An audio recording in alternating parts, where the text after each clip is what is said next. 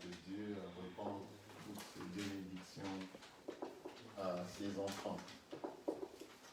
Il nous reste une semaine pour passer au baptême de quelques frères et sœurs que nous allons emmener au Seigneur. Le baptême va donc se passer le samedi prochain, le 27. Je le répète, donc nous serons dans l'église des Ménonites à Colmar, à Ingersheim, où nous allons pouvoir utiliser le baptistère qui nous a été prêté. Jusqu'à ce jour, ça sera donc samedi au matin, à partir de 10h30, s'il y a un changement. Communiquer, nous avons vos coordonnées, bien sûr. L'Église est invitée à accompagner ses frères et ses sœurs au baptême. C'est une responsabilité de chacun d'entre nous d'accueillir ceux-là, comme nous, voudraient se déclarer publiquement comme étant disciples de Jésus-Christ. Alléluia. Ça veut dire que la communauté des disciples est en train de s'agrandir. N'est-ce pas une chose merveilleuse? Amen. Voilà, et nous allons les accompagner. Nous n'allons pas les laisser, on les baptise, on les laisse. Non, on va les accompagner dans cette marche. Alors, ils auront probablement des questions qu'ils se poseront et nous allons les accompagner parce que c'est aussi ça notre responsabilité. Amen. Et donc tout au long de ce mois, nous avons considéré comme un mois de salut, un mois où nous parlons du Seigneur à quelqu'un, un mois où nous accompagnons effectivement nos frères au baptême. Et nous avons commencé à parler un peu du salut tout au long de ce mois. Nous avons parlé de l'homme qui est esprit, qui est âme et qui a un corps. Ce corps ou cet homme doit être transformé à l'image de Christ. Cet homme doit abandonner le vieil homme pour s'accaparer du nouvel homme en Christ pour pouvoir être amené au baptême. Il est vrai qu'on ne devient pas saint. La sainteté, c'est un processus. Alléluia. Mais pour accéder au baptême, il faut arriver à renoncer. Il faut arriver à renoncer le vieil homme pour revêtir l'homme nouveau en Christ pour arriver au baptême. Et dans ce renouvellement, nous avons parlé de comment est-ce qu'il y avait des péchés qui souillaient l'esprit, qui souillaient l'âme et qui souillaient le corps. Nous avons dit par exemple que l'idolâtrie souillait l'esprit, comme exemple. Alors, si vous voulez suivre, il y a des vidéos pour ça. Le dimanche dernier, nous avons parlé de l'âme qui était aussi souillée par bien de choses. Aujourd'hui, nous voulons attaquer le corps et parler un peu de la confession qui nous amène finalement à la repentance pour pouvoir passer au baptême. Gloire au Seigneur. Alors cet enseignement, c'est effectivement pour les frères et les sœurs qui vont passer au baptême, mais qui ont quand même suivi déjà les enseignements de baptême. Mais c'est pour nous rappeler un peu, parce que dans la marche chrétienne, il nous arrive des fois que l'on oublie, peut-être à cause de l'habitude, à cause du fait que nous sommes habitués. Alors, vous savez, souvent, les gens font des accidents parce qu'ils connaissent très bien la route. Ils peuvent même y aller avec les yeux, en fermant les yeux. Si ça fait trop de bruit, je peux leur dire. Et donc c'est ça. Il y a des gens qui sont habitués quand même des choses de Dieu. Ils pensent que les choses de Dieu, il ne faut pas se les habituer. Il faut communier avec Dieu. Chaque jour, c'est un perpétuel recommencement. On communie avec Dieu. Chaque jour, on doit faire des efforts pour être dans la communion. Parce que autour de nous, il y a tellement de choses qui peuvent prendre notre cœur. Il y a tellement de choses qui peuvent nous amener ailleurs. Il y a tellement de choses. Alors, ça peut être des choses même banales. C'est pas nécessairement des choses. C'est pas. Tu peux emmener le truc. pas des choses nécessairement banales, mais c'est des petites choses. Des fois, on peut tellement être dans les activités que on pense être dans le Seigneur, mais on est en fait plus dans les activités.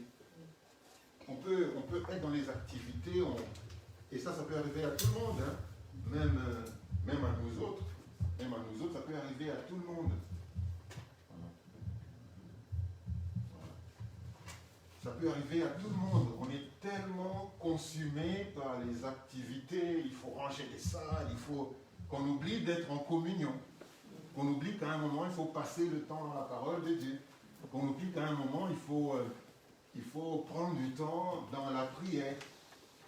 Ça arrive très très souvent, frères et sœurs, que même dans le Seigneur, qu'on soit plutôt consumé par l'organisation. Il faut que les choses se fassent bien, il faut ainsi de suite. Mais on oublie de passer du temps dans la parole de Dieu, dans la communion avec Dieu. On est en fait dans la religion. On est en fait dans le conformisme. Mais on oublie l'essentiel, c'est vraiment de pouvoir passer du temps dans la parole de Dieu, c'est vraiment de prendre son temps dans la prière, de communier avec Dieu, de méditer la parole de Dieu. C'est le plus important. Vous savez, Jésus-Christ se retrouve, entre parenthèses, entre guillemets, hein, Jésus-Christ se retrouve dans la maison de Marie et de Marthe. Vous recevez un invité chez vous, de Marc, qui est en plus le Seigneur. Et là, on se dit, mais il faudra nécessairement qu'on lui présente quelque chose à manger. Il faudra qu'on aille préparer la table.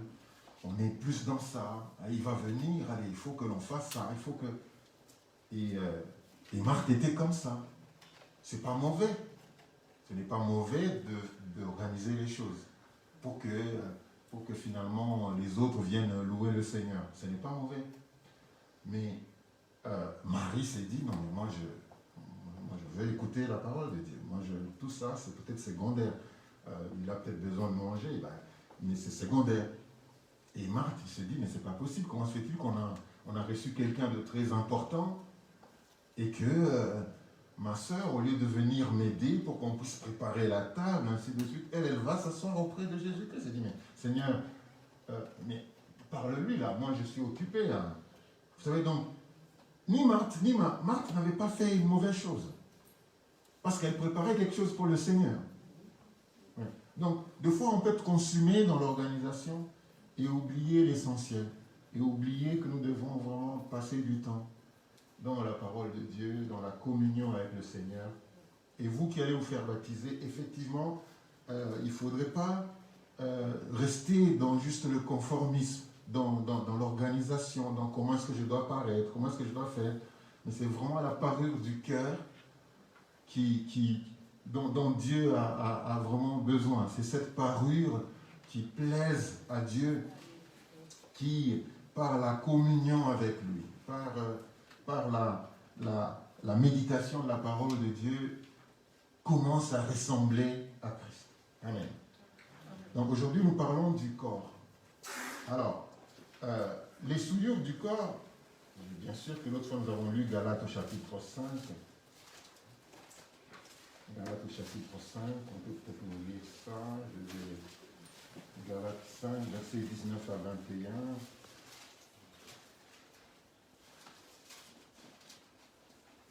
Oui.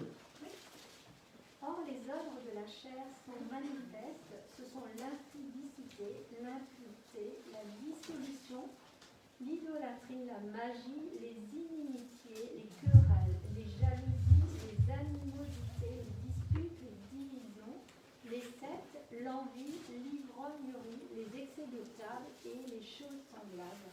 Je vous dis d'avance, comme je vous l'ai déjà dit, que ceux qui commettent de telles choses n'hériteront pas du royaume de Dieu. Amen. Voilà, donc nous avons lu ça. Alors il y a des choses qui sautent tout à fait aux yeux. Que lorsque nous mettons, nous excellons dans ces activités-là, nous souillons le corps. Nous souillons le corps. Alors, parmi les péchés qui sont cités, il y a des péchés sexuels qui sont tout à fait normales lorsque nous nous mettons ou nous excellons dans ces activités-là. Eh bien, nous souillons le corps. Notre corps est souillé par certaines activités. Je vais juste nommer quelques-uns. Aujourd'hui, on nous parle en France, par exemple, du mariage pour tous. Tous doivent se marier. Même dans la Bible, même tous n'étaient pas mariés. Maintenant, là, on dit mariage pour tous. Et il dit qu'il y a des gens qui sont des eunuques depuis le ventre de leur mère. Il y en a qui le sont devenus après. Bon, maintenant, on veut nous dire le mariage pour tous. Donc, tout ce qui existe doit se marier. Bon. Ok. Et on nous présente l'homosexualité comme étant quelque chose qui doit, que nous devons accepter. De normal. On dit, mais ces deux personnes, ils s'aiment, non? On dit, mais Dieu, il a prêché par l'amour. Et donc ces deux personnes qui s'aiment. Voilà comment est-ce qu'on transforme toujours la parole de Dieu. Et dans ce cas-là, le diable, il est très champion. Hein. Il prend ce qui est de Dieu, il le transforme. Bon, on veut nous pousser à accepter cela. Alors, quand nous lisons dans Lévitique au chapitre 18, Lévitique au chapitre 18,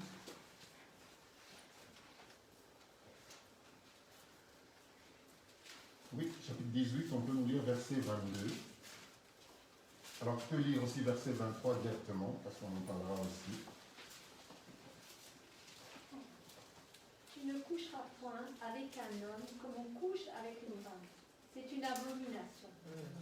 Tu ne coucheras point avec une bête pour te souiller avec elle. La femme ne s'approchera point d'une bête pour se prostituer avec elle. C'est une confusion. Amen. Voilà. Donc, la Bible est claire là-dessus. Dieu a fait les choses bien. Il a créé l'homme et la femme. Et chaque fois que nous voulons twister, si vous voulez, chaque fois que nous voulons transformer ce que Dieu a fait, on rentre dans le dérèglement. On souille le corps. Et moi, je ne veux pas accepter cela. Je ne veux pas, ok, c'est bien, ça les concerne, ainsi de suite. Je ne veux pas participer à ce péché. Donc ce n'est pas ça. C'est pas vrai. Même si on peut crier plusieurs fois, même si on peut parler, même si des pays commencent à légaliser. D'ailleurs, l'Église catholique vient de refuser de célébrer des mariages des gens de même sexe. Le pape a carrément refusé. Même eux, ils ont refusé. Il n'y a pas très longtemps. Non, mais il serait temps qu'il... Oui. Donc voilà. Donc c'est des mariages contre nature. C'est des mariages contre nature et ce n'est pas vrai, ça souille le corps. Alors, ça, je veux peut-être étonner beaucoup plus d'un aussi, hein, parce qu'on parle du corps, n'est-ce pas? Alors, il y a des gens qui aiment par exemple se faire tatouer. Il y a des gens qui l'ont déjà fait. Il y a même des gens qui prévoient de le faire. Ben, si tu prévois de le faire, je te déconseille. Parce que si tu l'as déjà fait, on ne peut pas changer. Tu es maintenant à Christ. Tu es maintenant à Christ. Tu as déjà donné ta vie à Christ. Mais ce n'est pas non plus autorisé pour nous, enfants de Dieu. Je vais vous donner un verset. Le Seigneur, il refuse ça. On souille le corps quand on fait ça. Dieu nous a pas donné un corps pour que nous puissions en faire un papier pour dessiner dessus. Même si c'est Christ.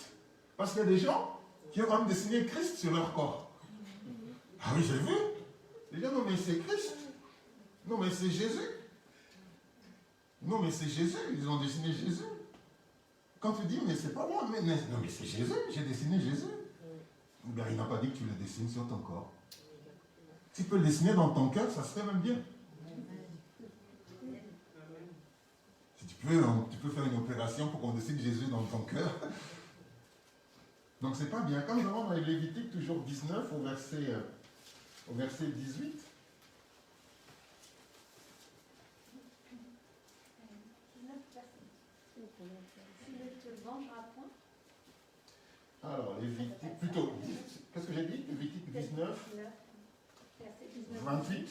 Ah, 28.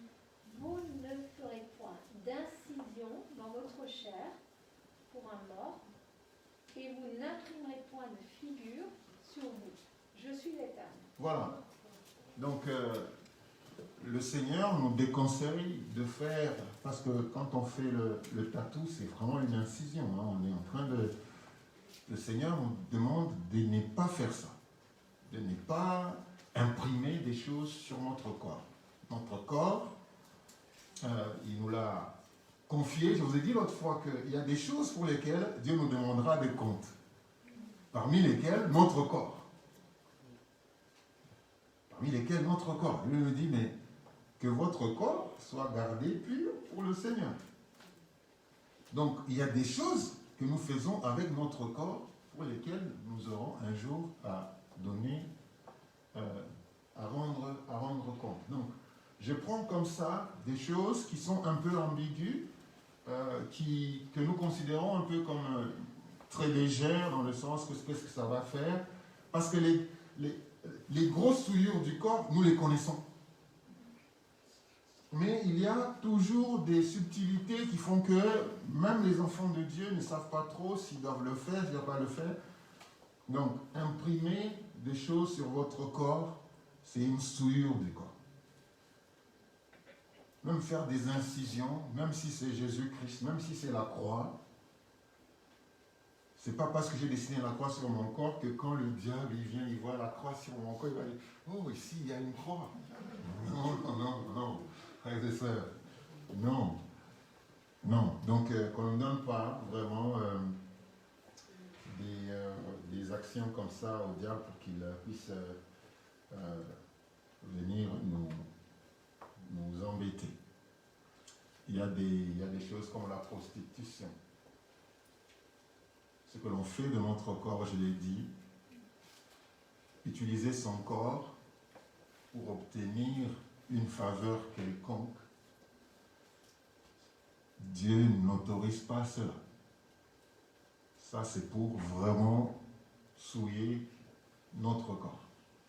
Donc, pendant que nous allons commencer ce chemin, frères et sœurs qui allez vous faire baptiser, comprenez que le vieil homme doit rester. Nous devons abandonner le vieil homme. Quand je dis pas du vieil homme, je parle de l'ancienne manière de penser, de la pensée de ce monde. Nous devons vraiment nous dire que là, j'ai changé de maître. C'est Jésus-Christ qui est maintenant mon maître. Et comme c'est lui qui est mon maître, ça sera maintenant lui qui va diriger ma vie. Ça veut dire que je bouge quand Jésus-Christ dit bouge. Je bouge quand la parole de Dieu dit bouge. Alors, peut-être pour dire aussi, Dieu nous a déjà donné sa parole. Je bénis Dieu pour sa parole écrite. Je bénis Dieu pour sa parole écrite. Beaucoup d'entre nous voudraient plutôt entendre Dieu leur parler. On veut entendre Dieu nous dire dans les oreilles, venir chuchoter dans nos oreilles. Mais nous avons sa parole écrite, qui n'est pas l'objet d'un doute quelconque. C'est-à-dire qu'à tout moment, nous devons toujours recourir à sa parole écrite. Frères et sœurs, c'est très très important. C'est très très important de recourir à sa parole écrite. Lorsque l'on grandit en maturité spirituelle, on peut écouter Dieu nous parler. On peut interpréter la parole de Dieu selon la direction du Saint-Esprit. Mais restons simples. Restons soumis à sa parole écrite. Recourons à cette parole. Dieu a dit à Josué que ce livre de la loi ne s'éloigne pas de ta bouche. Médite-le jour et nuit, afin que tu puisses avoir du succès dans tes entreprises. Donc nous avons cette parole. Et c'est Dieu qui parlait à Josué. Que ce livre de là, que cette parole écrite de Dieu, ne la négligeons pas pour chercher autre chose. Revenons toujours à cette parole. Plus nous la méditons, plus nous commençons à comprendre le langage de Dieu. Voilà, c'est ça. C'est très important. Donc, le corps ici, nous allons, frères et sœurs, nous allons rendre compte de ce corps. Alors, il y a aussi l'ivrognerie. L'ivrognerie. Alors, il y a toujours des questions, les gens connaissent que l'alcool, est-ce que l'alcool, c'est interdit dans la Bible? Est-ce que c'est des questions que les gens se posent? Pour être sincère, il n'y a pas un endroit où on a dit c'est interdit. Mais, c'est quoi en fait l'ivrognerie? L'ivrognerie, c'est une consommation régulière et exagérée de l'alcool qui, finalement, nous rend un peu esclaves de tout cela. C'est-à-dire, j'aime tellement prendre de l'alcool, j'en prends tellement régulièrement que je ne sais pas m'en passer. Lorsque nous arrivons à ce niveau-là, eh bien, nous devenons presque ivrognes. Or, la Bible dit, dans Éphésiens 5, versets 17 à 18, on peut nous lire peut-être. «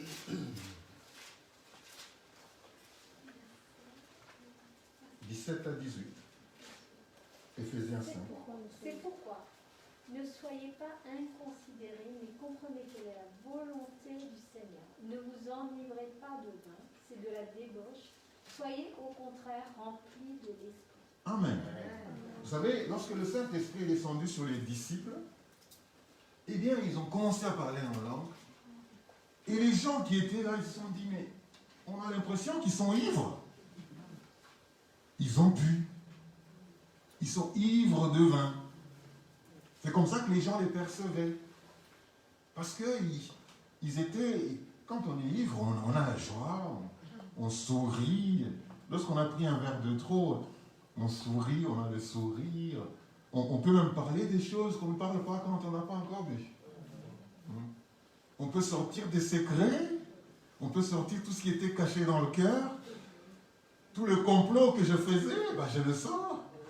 Et puis, voilà. Donc, à cette époque-là, il y avait déjà cette confusion. Dieu dit, ne vous enivrez pas de vin, mais soyez plutôt ivres du Saint-Esprit. Alors ça, ce n'est pas dit aux païens. Ce message, à l'église d'Éphèse, ce n'était pas un message qui était donné aux païens, c'était à l'église, aux frères et sœurs. Ça veut dire qu'en tant que tel, on peut avoir des faiblesses. On peut être dans le Seigneur et avoir certaines faiblesses.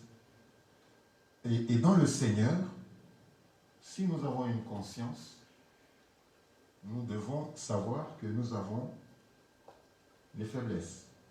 Chacun d'entre nous sait qu'il a une faiblesse.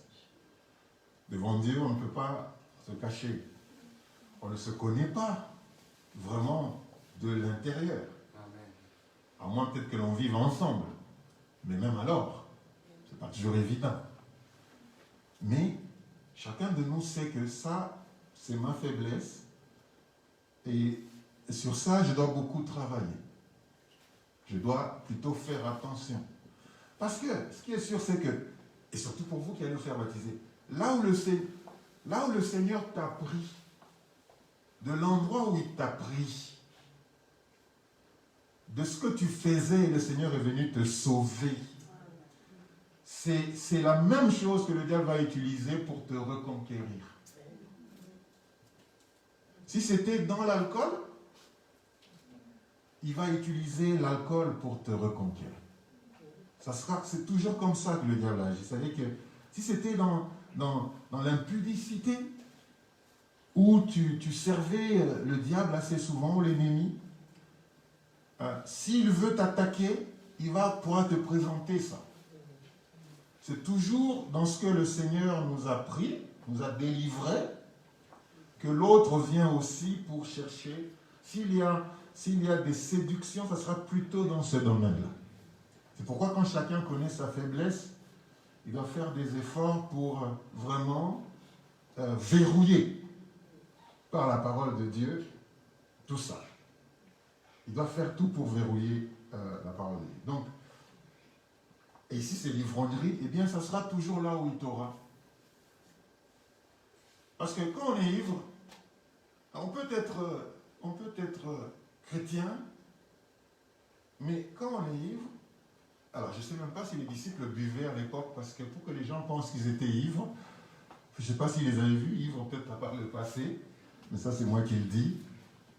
Mais ça veut dire que lorsque nous laissons à l'alcool de prendre notre vie en otage et de nous diriger en quelque sorte, écouter le Saint-Esprit devient compliqué, devient difficile. Ça devient difficile, frères et sœurs. On ne peut pas se baser sur quelque chose d'extérieur pour être bien dans le Seigneur. Il n'y a aucune chose qui doit nous donner la paix si ce n'est le Saint-Esprit. Pour nous qui sommes enfants de Dieu. Si je dois recourir à autre chose pour me sentir bien, ça devient compliqué. Surtout quand on est enfant de Dieu. Nous avons notre Dieu, Jésus-Christ, qui nous donne la paix. Si on doit recourir à autre chose de l'extérieur pour se sentir bien, c'est qu'il y a un problème. Alors ça peut être n'importe quoi. Ça peut être des antidépresseurs, ça peut être tout ce qui est amené de l'extérieur pour qu'on puisse se sentir bien, calme, c'est qu'il y a un problème. Quand on est enfant de Dieu, Jésus-Christ nous suffit. Lorsqu'on est serviteur de Dieu, Jésus-Christ nous suffit. Il dit, sans moi, vous ne pouvez rien faire. Donc Jésus-Christ doit nous suffire. Proverbe 20 au verset 1er.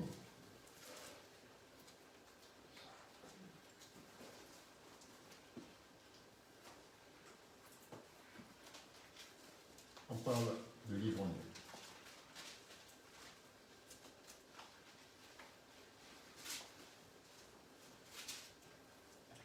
Le vin est moqueur, les boissons fortes sont tumultueuses.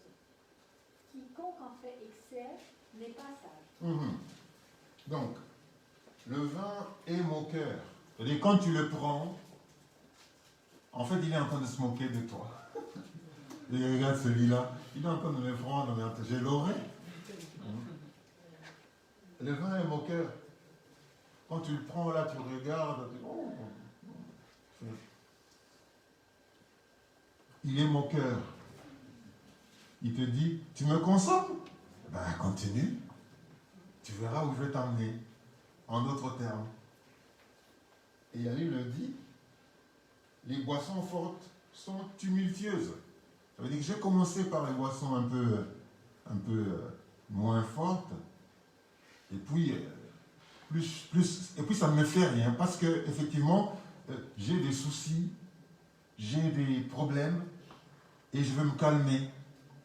Et donc, je prends un verre, parce que quand j'ai des soucis, je prends un verre pour... Il y en a même qui disent, je prends un peu un verre pour pouvoir bien dormir. Alors, tu dors pendant un temps, et puis après, l'alcool s'est dissipé dans le corps, et puis les soucis reviennent.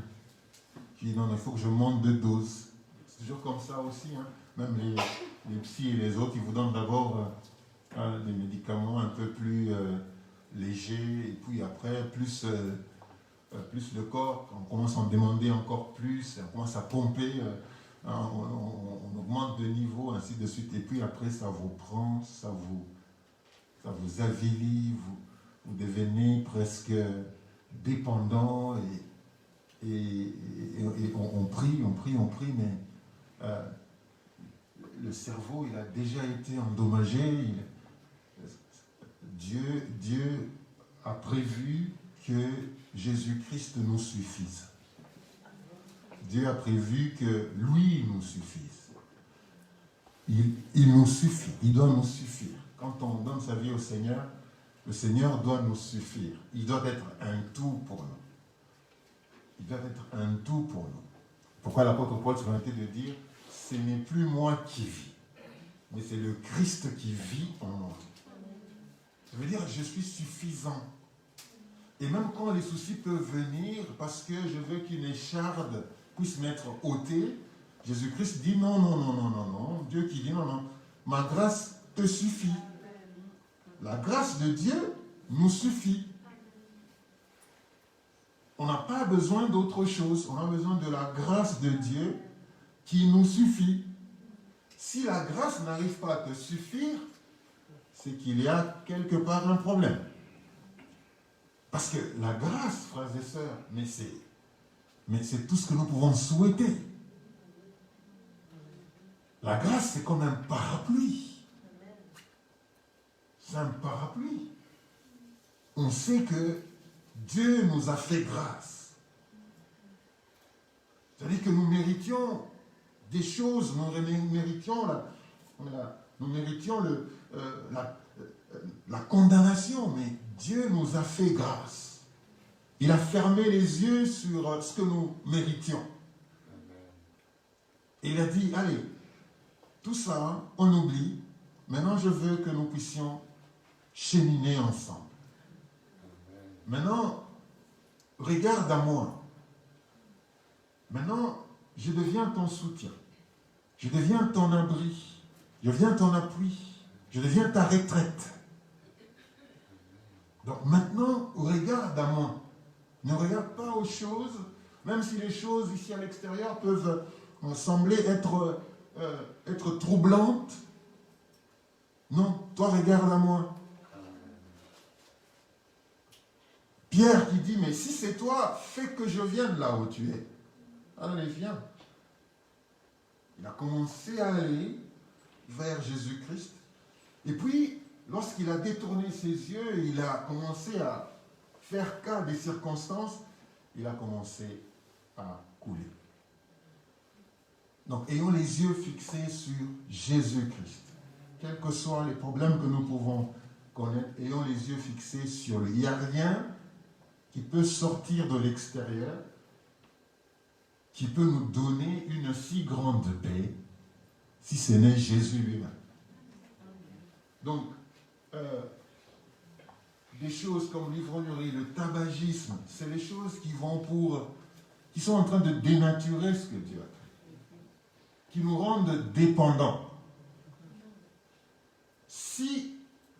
Alors chacun d'entre nous doit regarder quelles sont tes dépendances. Quelles sont tes dépendances dans ta vie de tous les jours? Quelles sont tes dépendances? Est-ce que c'est les médicaments? Est-ce que c'est l'alcool? Est-ce que c'est le tabac? Quelles sont tes dépendances? Que si je n'ai pas fait ça, je ne suis pas bien. Mais je voudrais que votre dépendance soit Christ.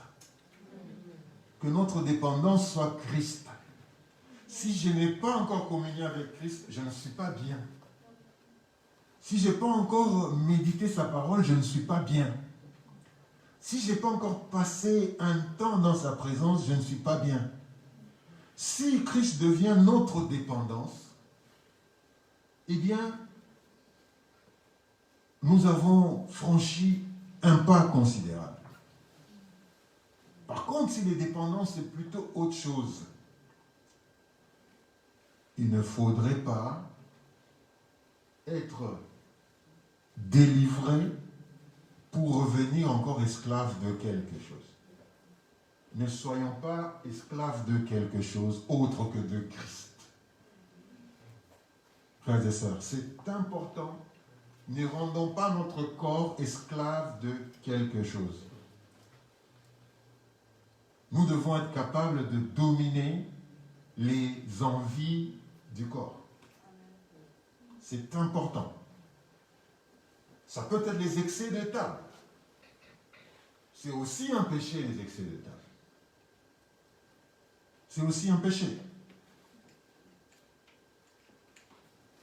Si tu manges beaucoup maintenant, est-ce que tu es en train de l'envoyer un message comme quoi, si je n'ai pas fini ça aujourd'hui, eh bien, je ne serai pas bien demain. L'excès des tables, c'est comme l'excès de n'importe quoi. C'est comme l'excès de n'importe quoi. C'est de se dire,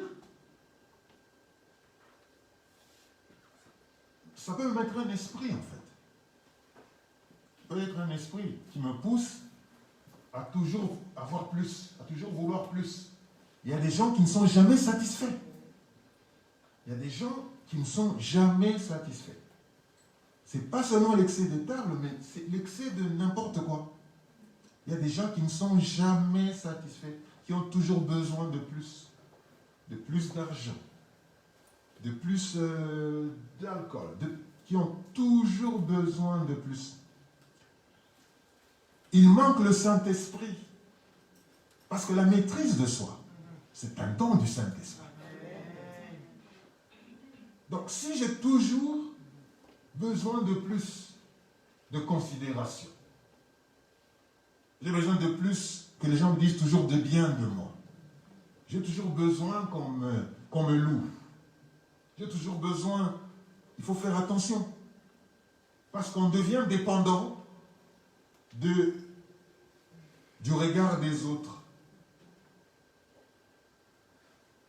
Tout excès là, tout excès que l'on veut avoir attiré vers nous, ou que l'on veut toujours faire des choses, il y en a qui aiment beaucoup acheter. Ils achètent tout le temps.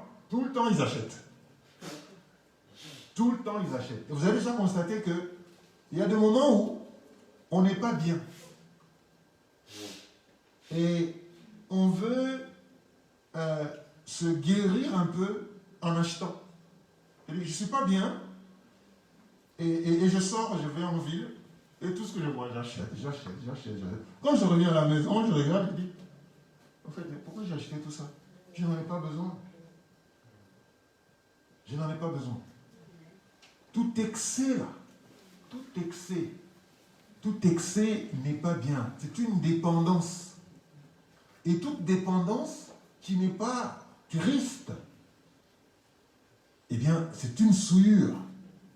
Ça montre au Seigneur que je dépends beaucoup plus des choses que de toi. Donc nous devons, frères, faire très très attention.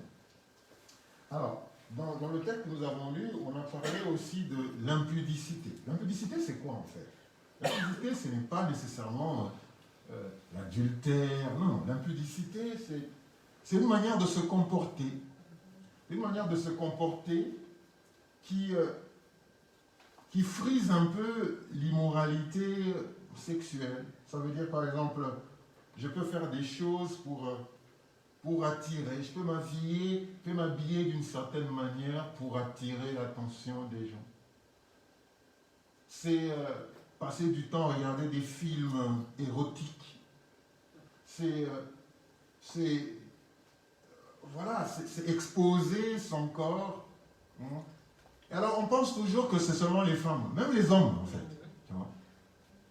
Il y a des gens qui vont à la salle, des hommes qui vont à la salle, et puis ils sortent avec des paquets là, ils sortent là pour. Alors quand vous allez dire, waouh, t'as vu? T'as vu les paquets qu'il a cet homme-là? Waouh, t'as vu les tablettes de chocolat?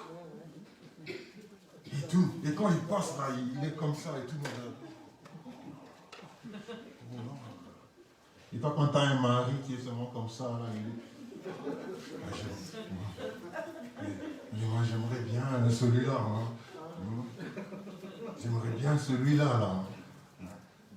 Ça aussi, c'est de l'impudicité. C'est-à-dire on veut apparaître comme ça, là. On veut se faire aimer. On veut que son physique puisse attirer. On veut que le physique puisse attirer. Oui. Et on se présente là, voilà. Alors quand on a une grosse poitrine, là, on met un petit polo là qui colle sur le corps. Puis après, voilà, on marche même comme ça là. Et les gens qui regardent, ils se disent, waouh, celui-là, c'est l'homme.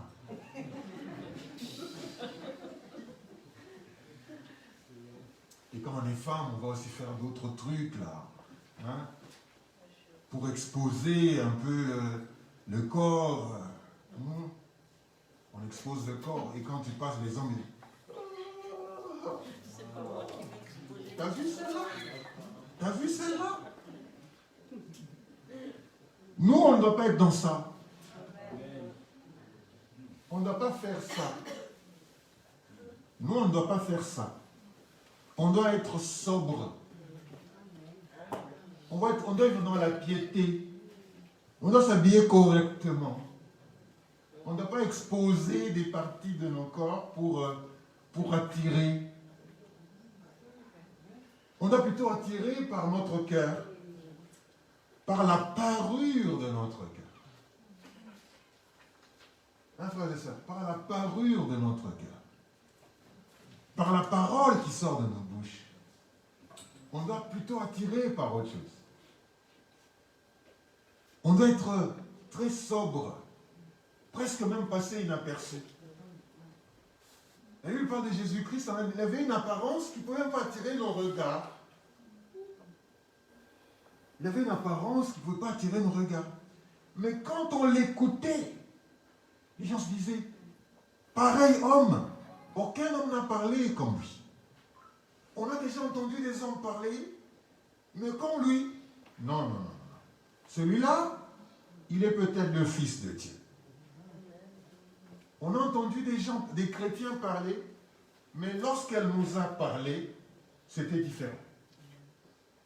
C'était différent. On doit être dans cette parure-là.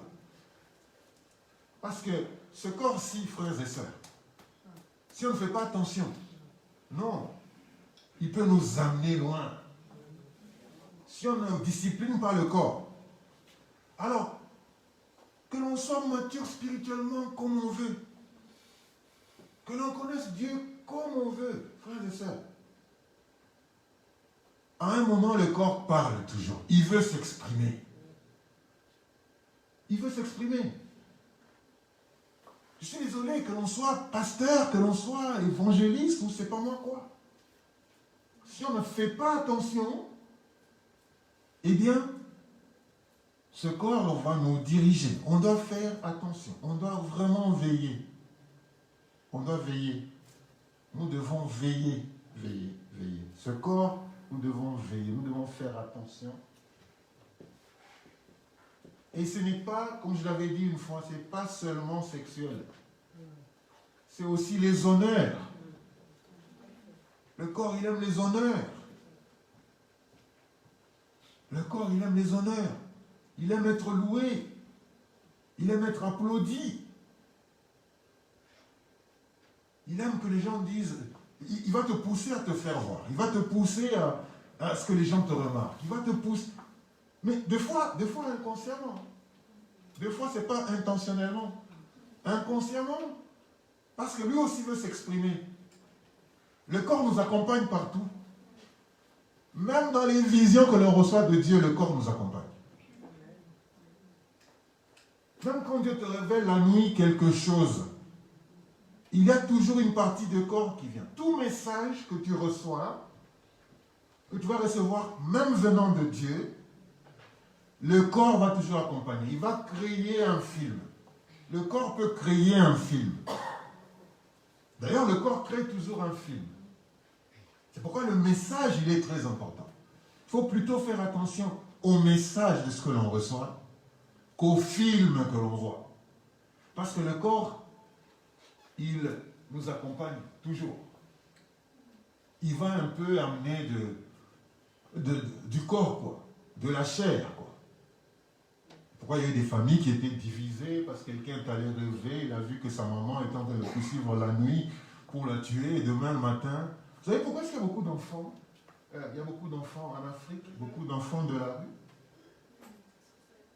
Parce que beaucoup d'enfants sont traités de sorciers, vous savez pourquoi?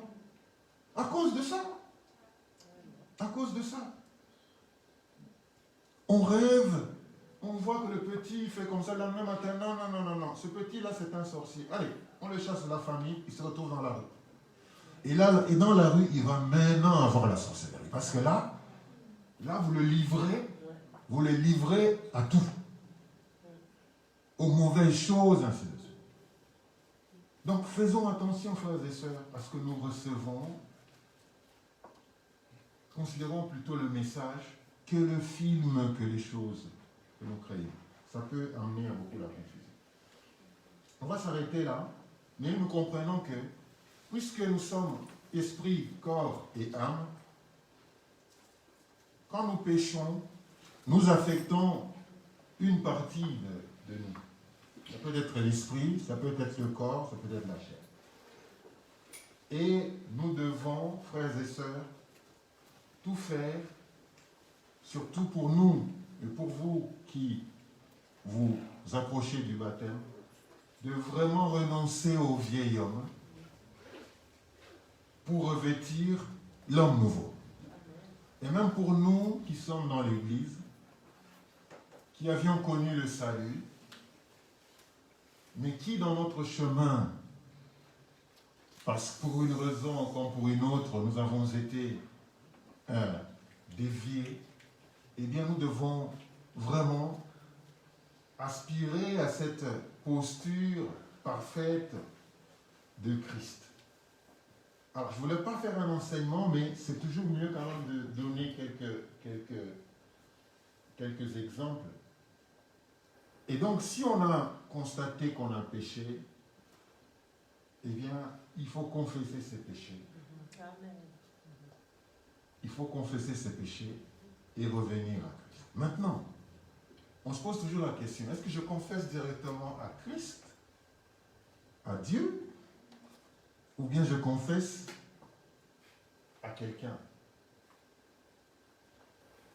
Alors, je pense que beaucoup plus d'entre nous voudraient plutôt, quand on a péché, de se tourner vers Christ ou vers Dieu pour demander pardon. Mais il y a des nuances à faire, frères et sœurs. Alors, lisons d'abord premièrement Romains 4. Je vais y aller rapidement. Romains 4. Le but, ce n'est pas de donner vraiment un enseignement, mais je pense qu'on donnera un enseignement sur ces choses lorsque le Seigneur nous le permettra. Romains 4, 7 à 8. Heureux ceux dont les iniquités sont pardonnées et dont les péchés sont couverts. Heureux l'homme à qui le Seigneur n'impute pas son péché. Alors, écoutez, merci. Heureux l'homme, heureux ceux dont les iniquités sont pardonnées. C'est-à-dire que si tes iniquités arrivent à être pardonnées, eh bien tu es heureux. Quand vous lisez ça, vous comprenez qu'il y a des iniquités qui ne sont pas pardonnées. Sinon, le Seigneur n'aurait pas dit heureux. Ça veut dire qu'il y en a aussi, il y a aussi des iniquités qui ne sont pas pardonnées. Est-ce qu'on se comprend? Donc, heureux ceux dont les iniquités sont pardonnées. Donc, si tu arrives à être pardonné de tes péchés, tu es béni. Tu es béni. Donc, ça veut dire que des fois, il y en a aussi qui n'y arrivent pas, malgré qu'ils font l'état de le dire, de faire. Heureux l'homme à qui le Seigneur n'impute pas son péché. Ça veut dire qu'il y a des hommes à qui le Seigneur impute. Vous avez déjà réfléchi comme ça? Heureux l'homme à qui le Seigneur n'impute pas les péchés. En d'autres termes, s'il y a ceux qui doivent être heureux parce que le Seigneur ne les a pas imputés les péchés, donc il y a aussi des gens envers qui le Seigneur impute les péchés. Est-ce que je me fais comprendre? Donc, pour être pardonné, et quand on est pardonné, on doit être heureux. Et ce n'est pas... Se faire pardonner par Dieu, on pense que c'est peut-être facile, mais ce n'est pas vraiment facile. Malgré que Dieu il a un cœur de pardon. Ça veut dire que quelque part, il y a une démarche à faire pour arriver à cela. Alors, lisons Hébreux 10, versets 26 à 29.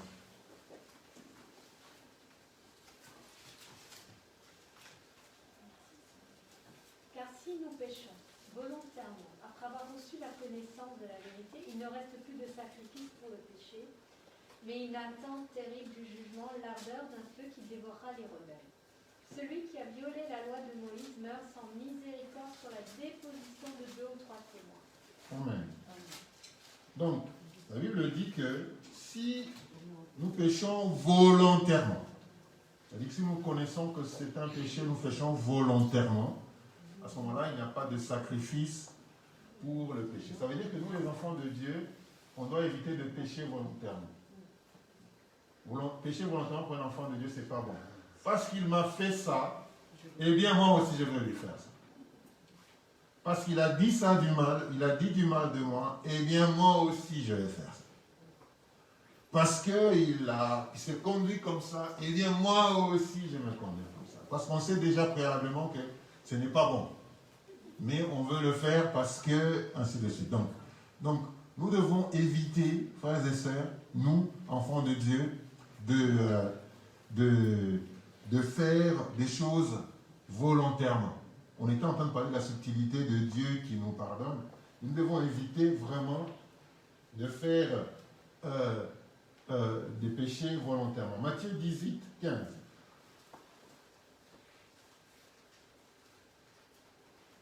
Je vais vous amener quelque part.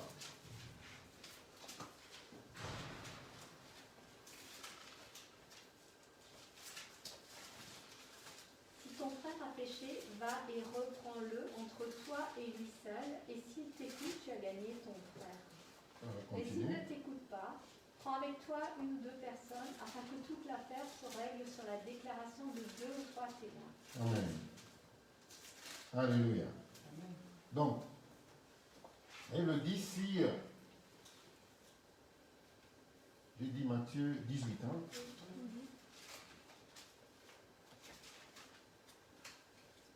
Donc, si ton frère a péché, va et reprends-le, toi et lui seul. S'il t'écoute, tu as gagné ton frère.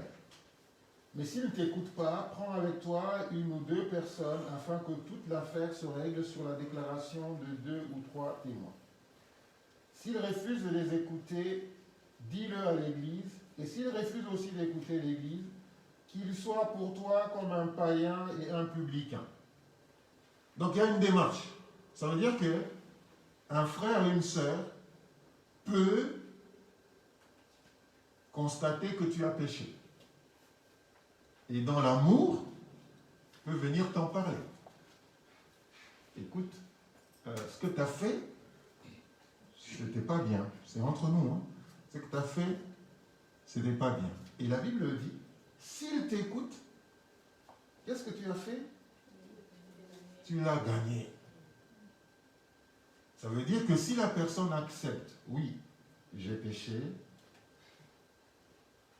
cette manière d'accepter représente en soi une demande de pardon. C'est en quelque sorte une confession. Comprenez? Donc là, j'ai utilisé quelqu'un, j'ai été pardonné par le biais de quelqu'un. Parce que là, il le dit, On ne dit même pas qu'il demande pardon au Seigneur. On dit, s'il t'a écouté, tu l'as gagné. Ça veut dire, en d'autres termes, il ne sera pas sous la sentence du péché. Donc, vous voyez que, des fois, parler à quelqu'un, à un frère, à une sœur, de ce que l'on a fait, peut nous libérer de la sentence de la chose. Je continue. Je vous dis encore que si deux d'entre vous s'accordent sur la terre pour demander une chose quelconque, elle leur sera accordée par mon Père qui est dans les cieux. C'est important ce que je vais dire. Alors Pierre s'approcha de lui, du Seigneur. Combien de fois dois-je pardonner à mon frère lorsqu'il a péché contre moi? Sera-ce une fois? Sera-ce jusqu'à 7 fois? Jésus lui dit, je ne te dis pas jusqu'à 7 fois, mais jusqu'à 70 fois 7 fois. Alléluia. Donc jusqu'à 70 fois 7 fois. Donc, Dieu parlait du pardon. Le contexte là, c'était un contexte de pardon. Ce n'était pas autre chose. Dans toi, c'est pourquoi le royaume des cieux est semblable à un roi qui voulut faire rendre des comptes à ses serviteurs. Alors, je ne vais pas lire trop loin, vous pouvez lire jusqu'à la fin. Mais une chose est sûre, c'est que nous devons être capables de pardonner, de demander nos péchés, de confesser nos péchés. Alors, beaucoup pensent qu'il faut nécessairement, je peux aller vers Dieu, mais je pense que la notion d'humilité, c'est aussi de se confier, de parler à quelqu'un. Et d'ailleurs, on peut lire ça, Jean chapitre 20, versets 21 à 23.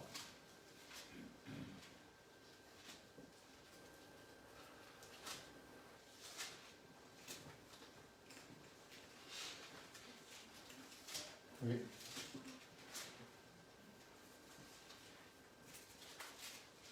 Jean 20, verset... Et quand il eut dit cela, c'est ça? Oui, Jean 20, verset 21 à 23. Jésus leur dit de nouveau, la paix soit avec vous. Comme le Père m'a envoyé, moi je vous envoie. Après ces paroles, il souffla sur eux et leur dit, recevez le Saint-Esprit. Ceux à qui vous pardonnerez les péchés, il leur sera pardonné, et ceux à qui vous les retiendrez, il leur sera retenu. Amen. Jésus-Christ donne le pouvoir à ses disciples de pardonner les péchés. Après leur avoir envoyé le Saint-Esprit, il leur donne le pouvoir de pardonner le péché. Ça veut dire que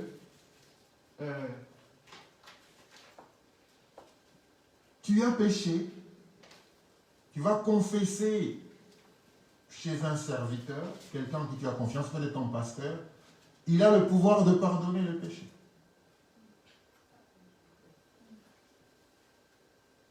Parce qu'il a reçu de Dieu cette autorité-là. Il y a deux fois, Dieu donne de l'autorité à certaines personnes pour accomplir quelque chose. Donc les hommes peuvent pardonner les péchés.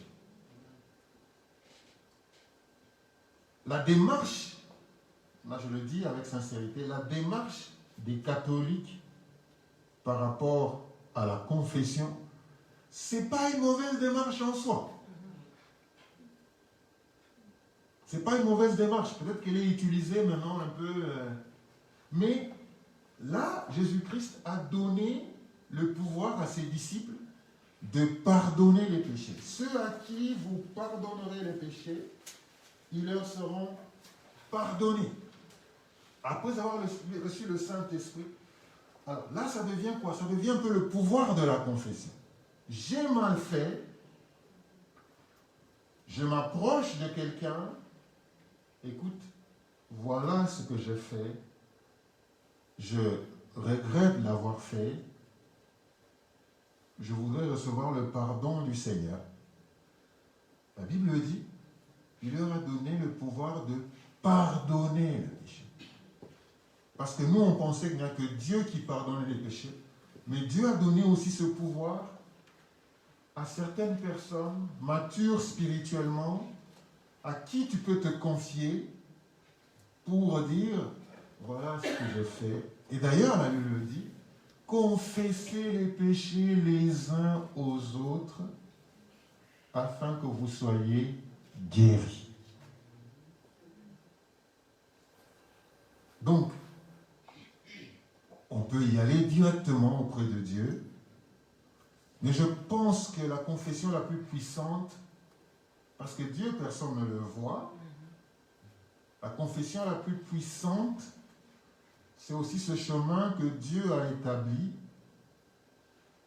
cette humilité d'aller chez quelqu'un et de dire, j'ai fait ça, j'ouvre mon cœur, j'ai fait ça, prie pour moi. Chacun d'entre nous doit avoir ça. Cette démarche-là, c'est une... Parce que si tu fais comme ça, cette personne devient un peu... Alors on revient dans ce que le Seigneur a dit plus tôt, que si quelqu'un a péché, va le voir tout seul. Et dis-lui, écoute, mon frère, ma soeur, de ce jour-là, tu as fait ça. Peut-être qu'il me l'a fait à moi, ou bien tu as fait ça. Ce n'est pas bien. Prions le Seigneur pour que ça ne puisse pas être ainsi. Tu vois, on t'a remis dans le fait accompli, on t'a fait réfléchir que ce n'était pas bien, tu abandonnes de le faire, tu te sens libéré, et puis la vie continue. Donc, confesser les péchés les uns aux autres, bien sûr, il faut que ce soit quelqu'un de mature, parce que des fois tu vas aller dire j'ai tué quelqu'un. J'ai tué quelqu'un. Et demain, tu vois la police derrière ta porte. Devant ta porte. Il dit monsieur tel est là? Oui, oui. Vous êtes arrêté pour avoir fait ça. Donc il faut préalablement se faire confiance. Faire confiance aux gens que le Seigneur a mis à votre disposition. Et à ces gens aussi, il faut savoir se taire. Lorsqu'on est serviteur de Dieu Tout-Puissant, il faut se taire. Il faut être comme une tombe. Quand on vient, on te dit une chose, ça reste là. Ça donne la confiance au peuple de Dieu. Aujourd'hui, les gens ne confessent plus. Les gens ne disent pas ce qu'ils connaissent dans le parce qu'ils ont peur que non, tu l'as dit, et puis après, c'est toute la ville qui sait. Or, et du coup, les gens vont dire maintenant à l'extérieur, l'Église est en train de perdre tout son pouvoir. Tout son pouvoir, l'Église est en train de perdre tout son pouvoir parce que, quelque part, nous, on n'est pas assez considérés et sages. On n'est pas assez considérés et sages. Du coup, les gens commencent à aller... les gens viennent... En fait, les gens viennent à l'église juste pour écouter la parole de Dieu et puis ils s'en vont. Pourquoi? Parce que toutes les autres choses qui sont en rapport avec l'église, on n'a pas confiance. On n'a pas confiance. On n'a pas confiance parce qu'on se dit non, moi je prends juste ce dont j'ai besoin et les autres, il n'y a pas de communion, il n'y a pas de confession. Les gens dans l'église ne se font pas confiance du tout. Du tout. On le répète, on dit qu'on a un corps, mais en fait on ne vit pas comme ça. On dit que l'église c'est le corps de Christ. Mais on n'a pas confiance. On vient juste, on écoute la parole de Dieu et puis on chante et puis c'est fini. Bye bye. Ciao ciao, comme on dit. Mais tout ce qui l'église, la communion fraternelle entre frères, le partage, il n'y a rien de tout ça. La vie de l'église n'existe plus. N'existe plus parce que les gens viennent confier des choses et puis après on les entend les gens veulent. L'église a perdu tout son sens. On appartient à l'église comme si on n'y appartenait pas. Parce que je ne peux pas carrément me dévoiler. Je ne vais pas me dévoiler. J'ai des choses qui me troublent, j'ai des choses qui m'embrouillent, j'ai des choses avec lesquelles je suis en train de beaucoup batailler avec. Mais je n'ai personne à qui aller me confier. Parce que j'étais déçu. J'ai essayé de me confier. Et puis après, j'ai été jugé. Alors que la Bible dit de ne pas nous juger. Mais on est devenu presque champion dans le jugement. Du coup, l'Église ne vit plus. Ce n'est plus cette Église-là que Dieu voudrait. Du ciel, il est en train de regarder, mais où est mon Église? Où est mon Église? Il ne voit pas. Il voit des individus.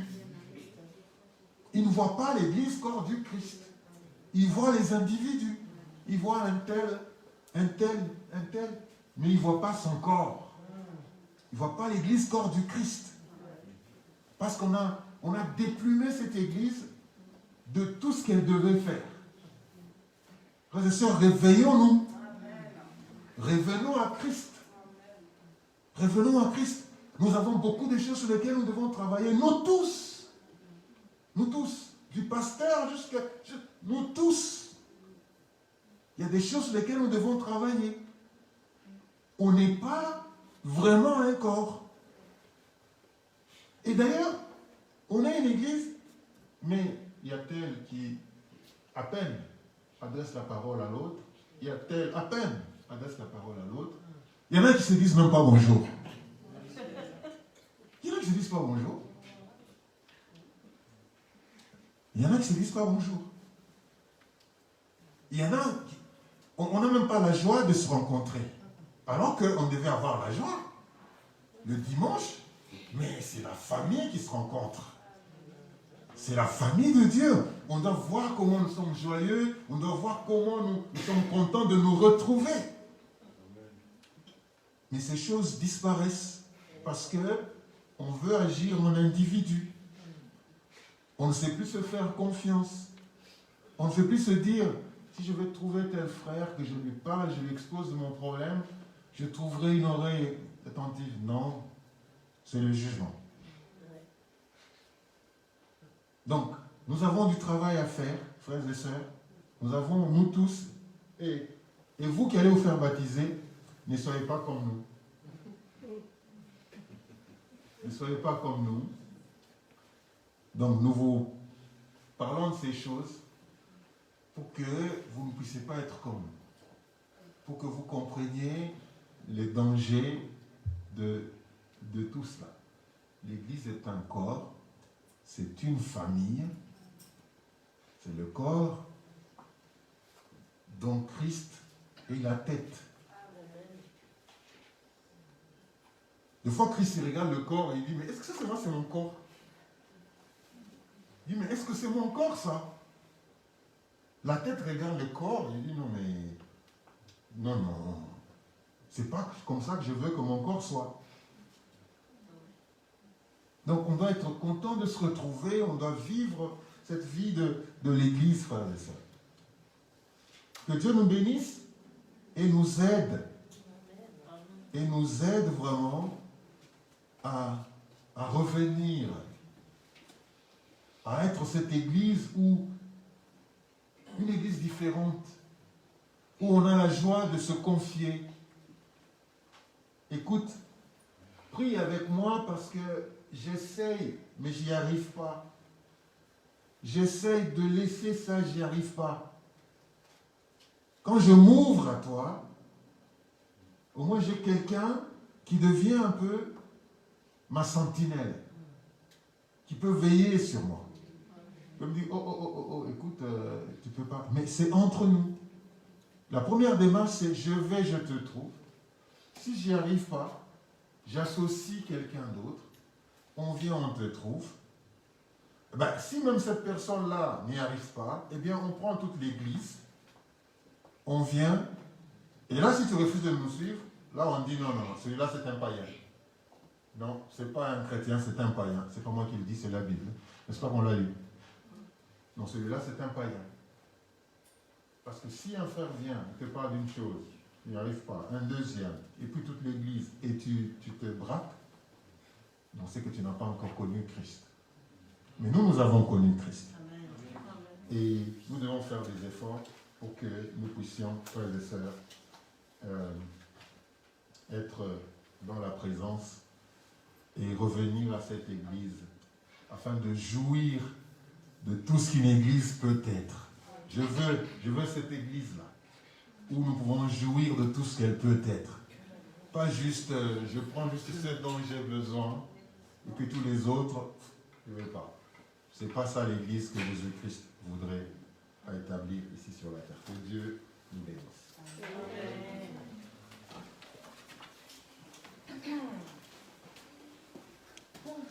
Dieu puissant encore, hein.